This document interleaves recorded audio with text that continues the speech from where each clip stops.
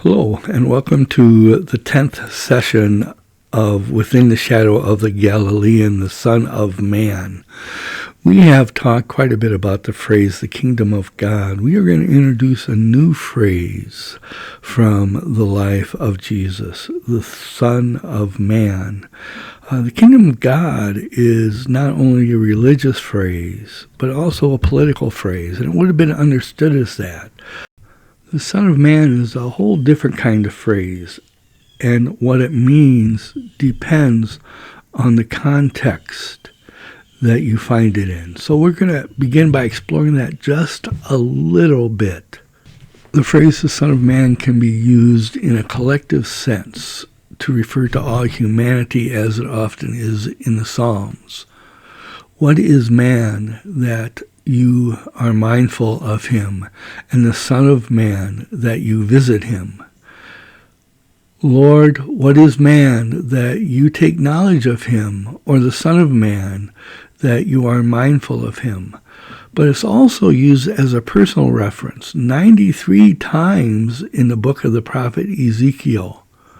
Moreover, he said to me, Son of man, eat what you find, eat this scroll, and go speak to the house of Israel. And then in Daniel, it's used as both a mythic phrase and a personal reference. In Daniel 7, it says, I was watching in the night visions, and behold, one like the Son of Man coming with the clouds of heaven. And then in chapter 8, it says, so he came near where I stood, and when he came, I was afraid and fell on my face. But he said to me, understand, Son of Man, that the vision refers to the end of time.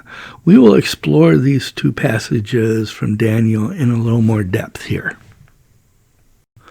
To understand these two passages from the book of Daniel, we need to understand when the book of Daniel was written, the context of the book of Daniel, and the main character of the book of Daniel.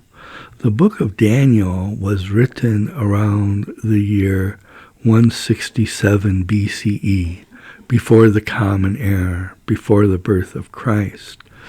But it is set in Babylon around the year 605 BCE, or 650 years before the birth of Christ. That's a difference of over 400 years. And the main character of Daniel is a fictional person named Daniel, who is a Jewish noble that is in exile in Babylon. He is a fictional character who confronts the power of Babylon as a model of confronting the power of the Seleucid Empire, which is in power when Daniel is written. Let me give a modern-day example. The literary character of Daniel is similar to the literary character of Huckleberry Finn in Mark Twain's novel. He is fictional, but yet the story that is told is important. So one more time, just to be clear, Daniel is a literary character. He is not a historical figure. The backdrop of the book of Daniel begins with Alexander the Great marching armies out of Macedonia to conquer the then Persian Empire from Egypt to India. When he died, the large empire was divided into 4 sections. One of Alexander's generals took control of the vast majority of the Middle East, and his family, the Seleucid family, developed a Middle Eastern empire after the death of Alexander. In 175 BCE, a person who called himself Antiochus Epiphanes, or Antiochus God Manifest, came to the throne in the Seleucid Empire. And he outlawed Jewish practices and rituals in Judah and Samaria. And then he set up an altar in the temple in Jerusalem to make sacrifices to the Greek god Zeus. Sometime around 168 or 167, a group of people in Judah revolted and gained their independence in 164, probably when Antiochus God Manifest died. The book of Daniel was written to support the independence movement in Judah as they rebelled against the Seleucid Empire. Daniel 7 and 8 give us two visions of the story of the Jewish people from their captivity in Babylon or their rule under the Seleucids until they gain independence. Both visions are interpreted by an angel that help the character Daniel understand the visions and how eventually beastly empires will be overthrown and one like the Son of Man will come to rule with a sense of humanity. The family that comes to rule Israel tends to ignore the book of Daniel, but those that oppose the ruling family pick up the book of Daniel and use it in opposition to their rule in Israel.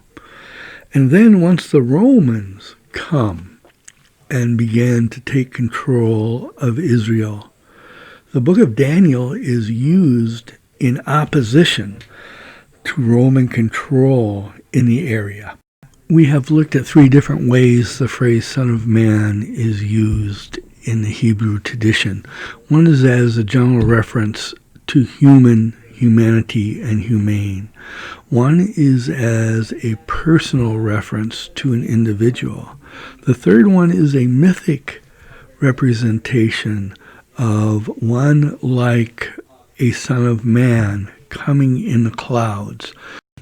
The Son of Man as a mythical figure is found only in Daniel chapter 7, but it has become a crucial way for many Christians in the United States today to think about Jesus, particularly in connection with the second coming.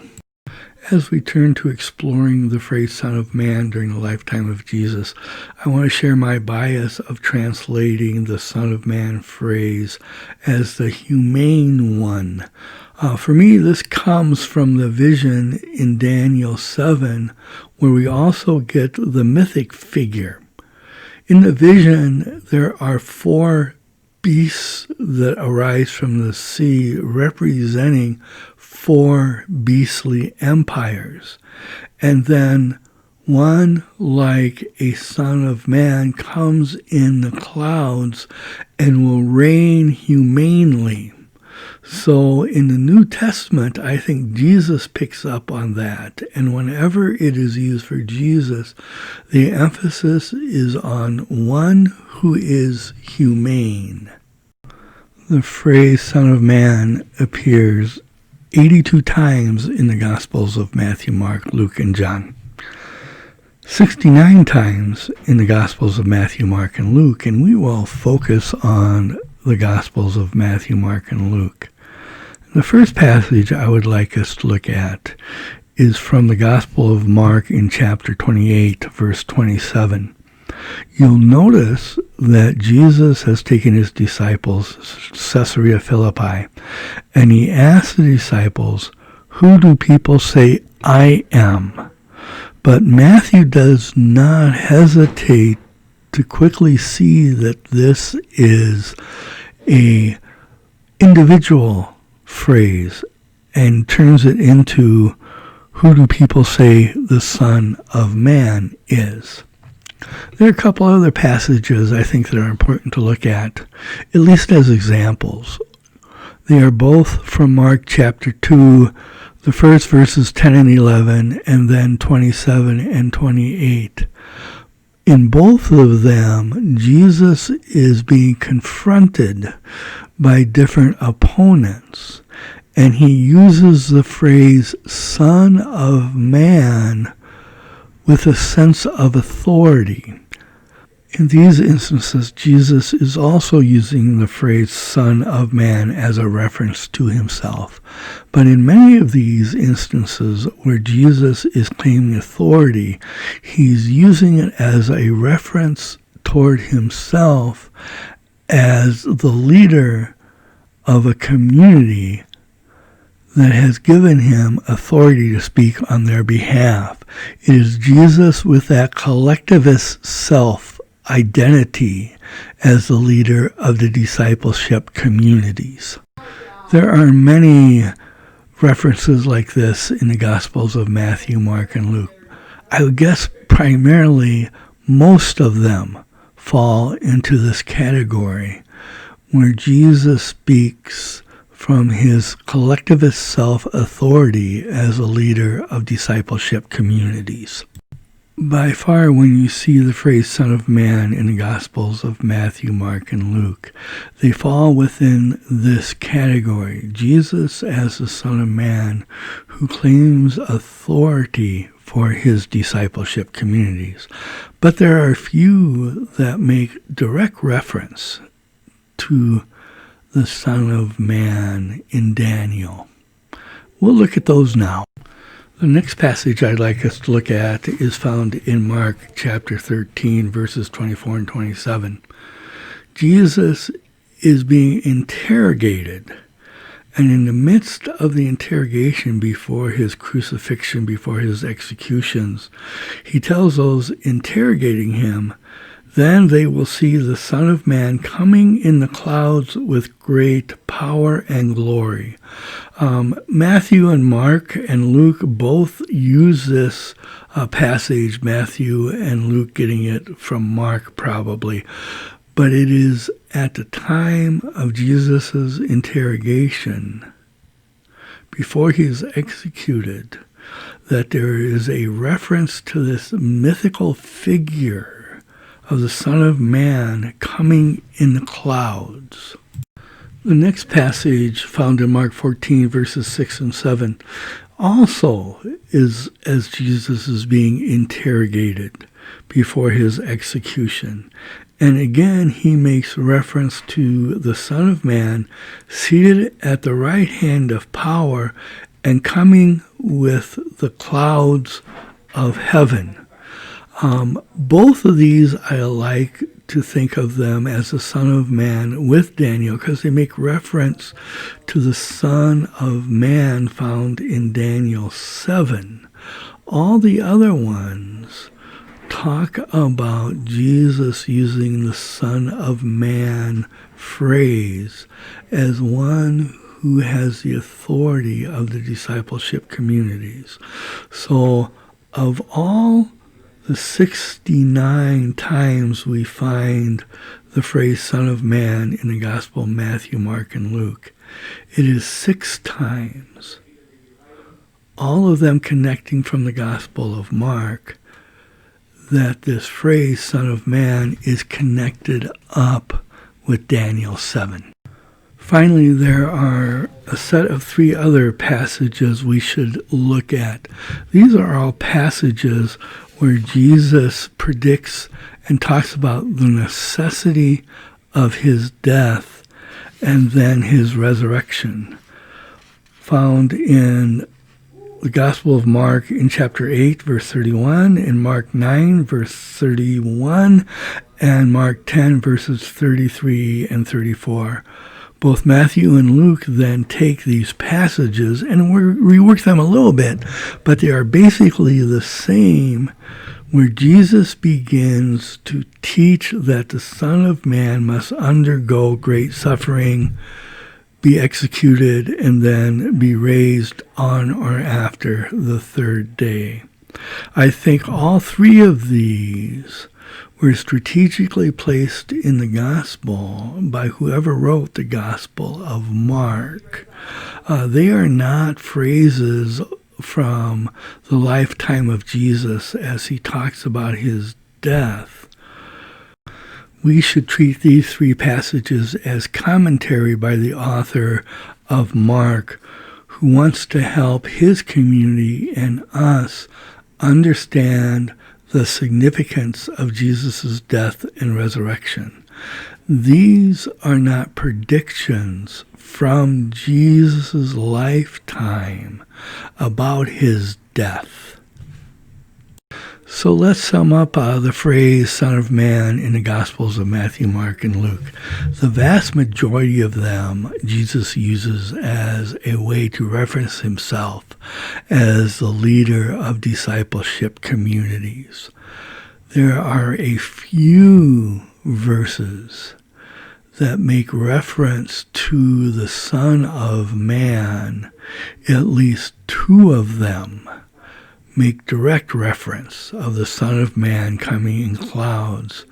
There are the passages where Jesus predicts his death, but they are not from his lifetime, but also talk about him, I think, as the individualist, collective, self-representing phrase of his power and authority as a leader of discipleship communities. So let's wrap this up. The vast majority of times that Jesus uses Son of Man, it is as the leader of discipleship communities.